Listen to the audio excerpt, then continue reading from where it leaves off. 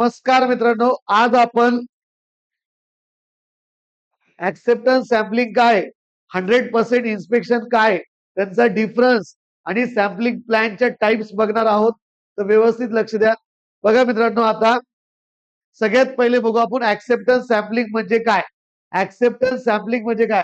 Acceptance sampling sampling is an act of drawing the samples from a lot from all sides on random basis and evaluating a sample in a lot for the purpose of acceptance or rejection of the lot on the basis of conforming or non-conforming to quality specification. बघा मित्रांनो, म्हणजे काय acceptance sampling म्हणजे काय? For example, जर आपल्याकडे 100 product आहेत, हा सपोज आपल्याकडे 100 सफरचंद आहे, हा 100 सफरचंद मध्ये आपल्याला सफरचंद चेक करायचे, हा ते 100 सफरचंद चेक करायचे. आपण आपण 100 चेक करण्याच्या ऐवजी 10 जर बाजूला घेतले, त्याला म्हणायचं सॅम्पल. सॅम्पल 10 सॅम्पलचं एक हे घेतलं, बाजूला घेतले, 10 सॅम्पल बाजूला घेतले आणि त्या 10 मधून एक आकडा ठरवला मी की 5 जर खराब असले तर तू पूर्ण लॉट फेकून द्यायचं. त्या 10 मधले 10 सॅम्पल घेतले. लक्षात, एक सॅम्पल म्हणजे एक सॅम्पल 10 क्वांटिटीचा घेतला, हा आणि जर ठरवलं मी तर 10 मधला 10 मध्ये जर एक नंबर घेतला मी की 5, कोणता नंबर घेतला? 5. जर 5 पेक्षा जास्त जर खराब असले तर तो लॉट फेकून द्यायचा आणि 5 पेक्षा जर कमी खराब असले तर लॉट ऍक्सेप्ट करायचं. लक्षात, त्याला म्हणते ऍक्सेप्टन्स सॅम्पलिंग. त्याला काय म्हणते? Acceptance sampling. काय, पुन्हा एकदा सांगतो मित्रांनो, sampling is an act of drawing the samples from a lot. एक लॉट मधून काही सॅम्पल्स काढायचे, नंतर from a lot all sides on random basis, randomly काढायचे कसे पण, हा evaluating a sample in a lot, for the purpose of acceptance or rejection of the lot. मग त्या ज्या लॉट मधले जे सॅम्पल घेतले त्या सॅम्पलला चेक करायचं, त्याच्यामधले जर डिफेक्टिव्ह आहे का नाही पाहायचं. जर डिफेक्टिव्ह असेल तर लॉट रिजेक्ट करायचं, डिफेक्टिव्ह नसेल तर लॉट ऍक्सेप्ट करायचं. याला म्हणते ऍक्सेप्टन्स सॅम्पलिंग. बघा मित्रांनो, ऍक्सेप्टन्स सॅम्पलिंग गरज काय? Need of acceptance sampling.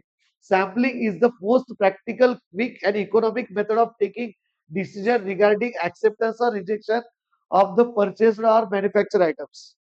हे पहा, सॅम्पलिंग म्हणजे 100 पैकी 100 जॉब चेक करणे नव्हे, तर काहीतरी करून पाहणे. म्हणजे मोस्ट इकॉनॉमिकल आहे, कमी खर्चिक आहे, कमी टाइम लागणारी आहे, हा आणि फास्ट होणारी प्रोसेस. कमी टाइम लागणारी म्हणजेच फास्ट होणारी प्रोसेस आहे. In a sampling, instead of inspecting all items, the decision for acceptance or rejection is taken only on the basis of sampling. कशाच्या बेसिसवर इथं हे होतं? सॅम्पलिंगच्या बेसिसवर. पूर्ण 100 पैकी 100 जॉब चेक करण्याच्या ऐवजी काही जॉब चेक करून आपण ठरवतो की ते ऍक्सेप्ट करायला पाहिजे का रिजेक्ट करायला पाहिजे. नंतर economic inspection and lower number of inspectors are required.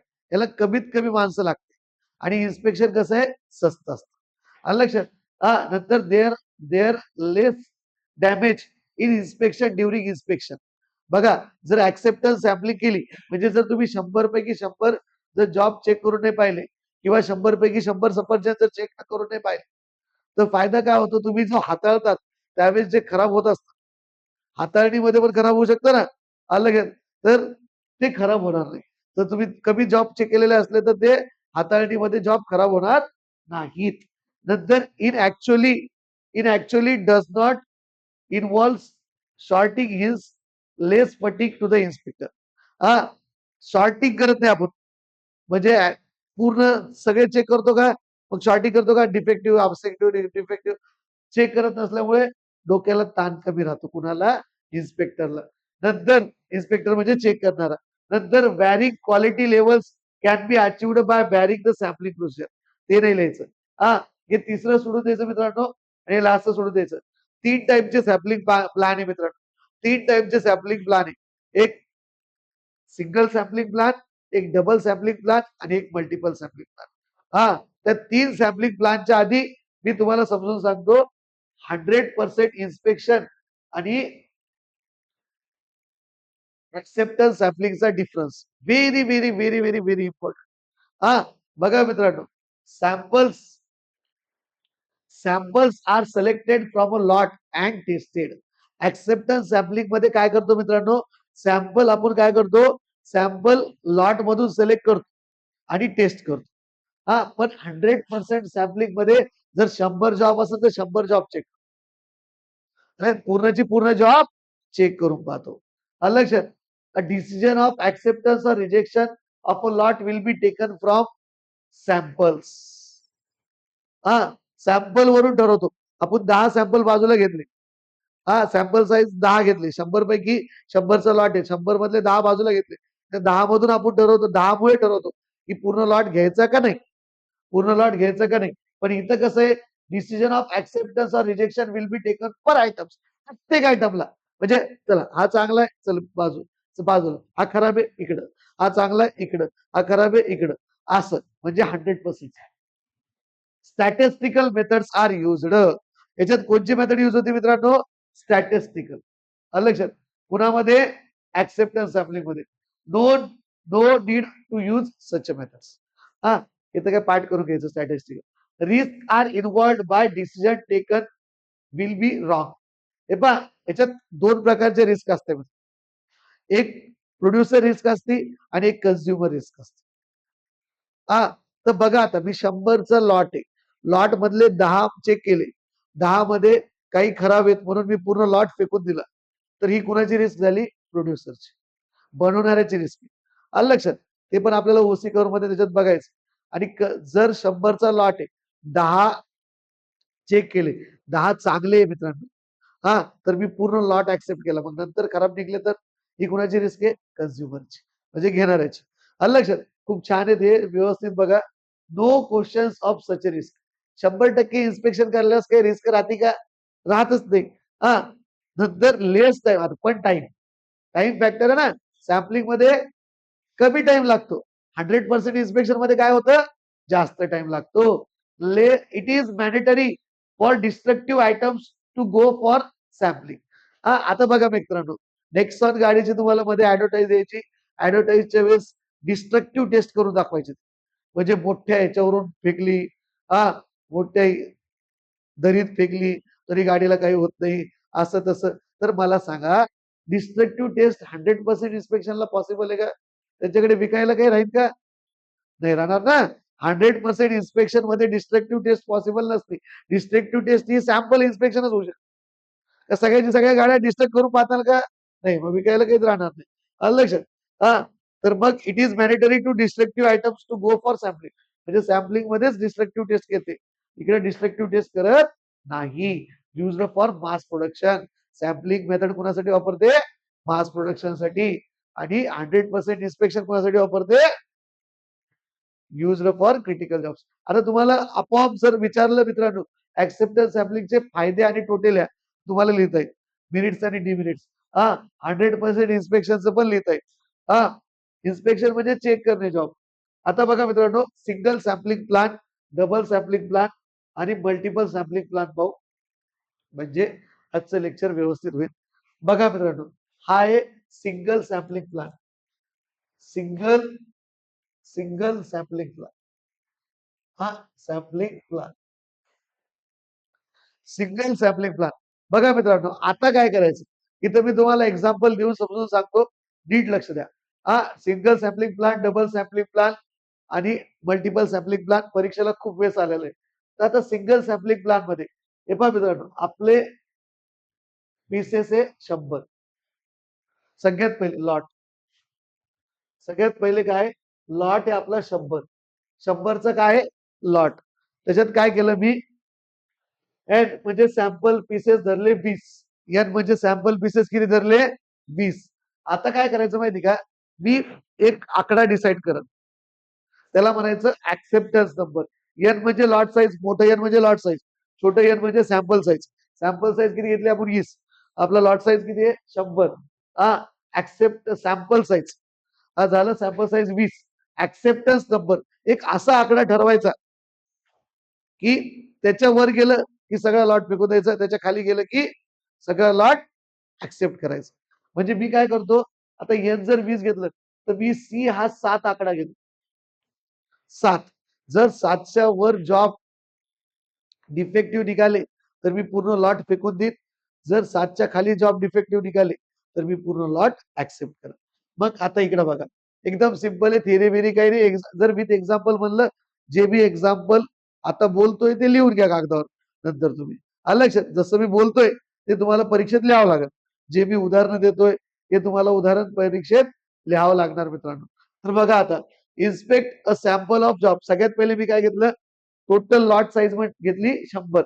मग त्याच्यातले काय घेतलं, inspect the N pieces. N म्हणजे 20 घेतले. किती घेतले, 20. आता 20 चेक केल्यानंतर मी ऍक्सेप्टन्स नंबर घेतला 7. हा, if the number of defective sir does not exceed C. C ची व्हॅल्यू किती आहे, 7.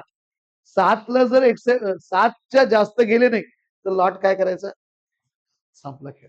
आले, जर 7च्या वर गेले तर लॉट काय करायचं, झालं. सिंगल सॅम्पलिंग प्लॅन समजला. सिंगल सॅम्पलिंग प्लॅन नंतर थोडा डबल अवघड आहे, नीट लक्ष द्या. आणि लक्षात, डबल सॅम्पलिंग प्लॅन. आता डबल सॅम्पलिंग प्लॅन मध्ये काय करायचं मित्रांनो, हा, डबल मध्ये फायदा कोणाला होतो माहिती का, प्रोड्युसर. प्रोड्युसरचा टाइम जातो पण त्याला त्याचे डिफेक्टिव्ह वाया जाण्याचे चान्सेस कमी, म्हणजे चांगले जॉब्स वाया जाण्याचे चान्सेस कमी असते. तर सगळ्यात पहिले आता इथं पुरा तसंच केलं मित्रांनो. लॉट साईज आहे टोटल 100. लॉट साईज किती आहे, 100. तर सगळ्यात पहिले मी N1 लॉट साईज 100. सगळ्यात पहिले काय केलं मित्रांनो, मी N1 घेतलं, सॅम्पलिंग प्लॅन 20. N1 किती घेतलं, सॅम्पलिंग घेतले, सॅम्पल घेतलं N1 20. इकडे लक्ष द्या, N1 घेतलं, सॅम्पलिंग घेतलं 20. मग मी काय केलं, एक ऍक्सेप्टन्स नंबर तयार केला, C17. किती केलं, 7. C1 किती केलं, 7. हा, आणि एक एवढं कळालं. आता बघा, सगळ्यात पहिले करायचं, इन्स्पेक्ट N1 पीसेस. हा, या 20 जणांना इन्स्पेक्ट करायचं. If number of defective does not exceed C1. एक 2 आकडे ठेवायचे, एक C1 ठेवायचं, एक ऍक्सेप्टन्स नंबर C1 ठेवला, एक C2 ठेवला. C2 ठेवला 10, C1 ठेवला 7, C1 ठेवला 7, C2 ठेवला 10. हा, जर 7च्या खाली असत, 7लाच जर हे नाही केलं, क्रॉस नाही केलं, तर काय करायचं, लॉट ऍक्सेप्ट करायचं, तिथं खेळ संपला. लॉट ऍक्सेप्ट करायचं, तिथंच खेळ संपला. C2 पेक्षा जर जास्त झालं तर डायरेक्ट लॉट काय करायचं, रिजेक्ट कर, तिथं पण खेळ संपला. हा, पण 7 आणि 10च्या मध्ये आलं म्हणजे 8 आलं, 8 नंबर ऑफ डिफेक्टिव्ह आले, तर मग काय करायचं मित्रांनो, टेक सेकंड सॅम्पल 20. अजून तुमच्या मनावर. आता 15 घ्या वाटतं. N2 किती घ्या, 15. N2 किती घेतलं, 15. 15 प्लस 20 किती होतं, 35. N1 प्लस N2 ची बेरीज करायची. हे लिहून घेतात बरं तुम्ही नंतर. N1 प्लस N2 ची व्हिडिओ बघून N1 प्लस N2 ची बेरीज करायची. N1 प्लस N2 ची बेरीज आली समज 35. किती आली, 35. मग आता हे 35 चेक केल्यानंतर जर आकडा 10च्या वर म्हणजे C2च्या खाली, C2च्या वर जात नसत, C2च्या वर जात नसत, पहिले 8 आलते ना आपले समज, तर मग आता 9 चाललं, 10च्या वर चाललंच नाही. म्हणजे पूर्ण टोटल मध्ये अजून एकच सापडला आपल्याला. टोटल किती सापडले, 9.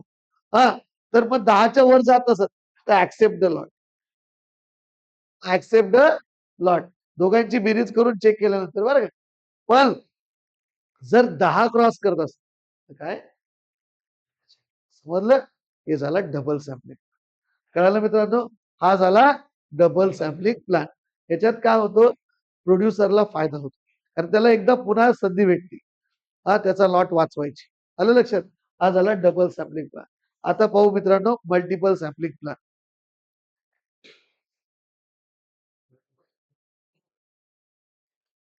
बघा मित्रांनो, multiple sampling plan. In a multiple sampling operation is started with like a single sampling plan. हा, बघा, सिंपल, एकदम सिंपल आहे. सिंगल सॅम्पलिंग प्लॅन सारखं स्टार्ट करायचं.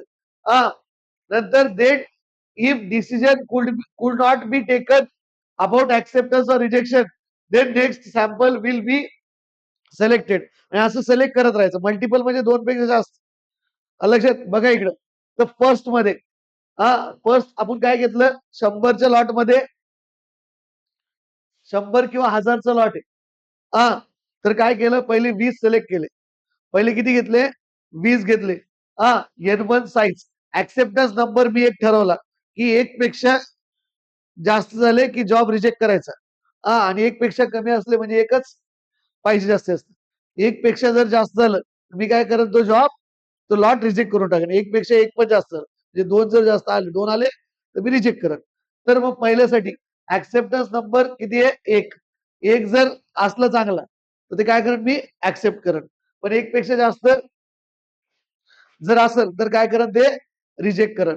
तर रिजेक्शन नंबर किती आहे इथं हे पहा रिजेक्शन नंबर किती आहे 4.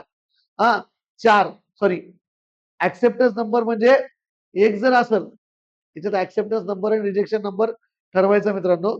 तर ऍक्सेप्टन्स नंबर म्हणजे एक असेल 2 मिनिटं बघताच काम येतं. त्या त्या प्लॅन मध्ये काय करायचं मित्रांनो एक ऍक्सेप्टन्स नंबर आणि एक रिजेक्शन नंबर सिलेक्ट करायचा. तर ऍक्सेप्टन्स नंबर म्हणजे काय एक पेक्षा जर एक पेक्षा कमी किंवा एक पेक्षा जास्त डिफेक्टिव्ह असेल तर काय करायचं जॉब ऍक्सेप्ट करायचं. एक पेक्षा कमी जर डिफेक्टिव्ह असेल किंवा डिफेक्टिव्ह नसनच तर काय करायचं जॉब ऍक्सेप्ट करायचं. म्हणजे समज 20च्या ह्याच्यात जर काहीच डिफेक्टिव्ह नाही निघले तर जॉब ऍक्सेप्ट करायचं. 20च्या ह्याच्यात जर एक डिफेक्टिव्ह निघला तर जॉब ऍक्सेप्ट करायचा.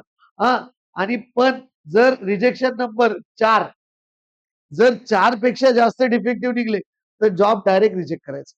जॉब काय करायचा डायरेक्ट रिजेक्ट करायचा. परंतु 1 ते 4 मध्ये निघले म्हणजे 2 आणि 3 निघले 2 आणि 3 जर निघले तर काय करायचं मित्रांनो पुढच्या सॅम्पलकडे जायचं. काय करायचं पुढच्या सॅम्पलकडे जायचं. इथं पण एक ऍक्सेप्टन्स नंबर ठरवायचा. इथं ठरवला आपण 3 आणि रिजेक्शन नंबर ठरवला 6. मग या दोघांची बेरीज करायची 20 + 20 40. 40 जर बेरीज केली 40 मध्ये जर 3 पेक्षा कमी डिफेक्टिव्ह असेल 3 किंवा 3 पेक्षा कमी डिफेक्टिव्ह असेल 3 किंवा 3 पेक्षा कमी डिफेक्टिव्ह असेल तर जॉब ऍक्सेप्ट करायचा. एक रिजेक्शन नंबर ठरवायचा तो आहे 6. 6 पेक्षा जर जास्त डिफेक्टिव्ह असेल तर जॉब काय करायचा रिजेक्ट करायचा. पण 3 आणि 6च्या मध्ये जर असेल तर पुढच्या सॅम्पल प्लॅन साठी जायचं. तर मग 3 आणि 6च्या मध्ये आलं समज तर पुढच्या पुन्हा 20चा लॉट घ्यायचं. या तिघांची बेरीज करायची 20 + 20 + 20 60.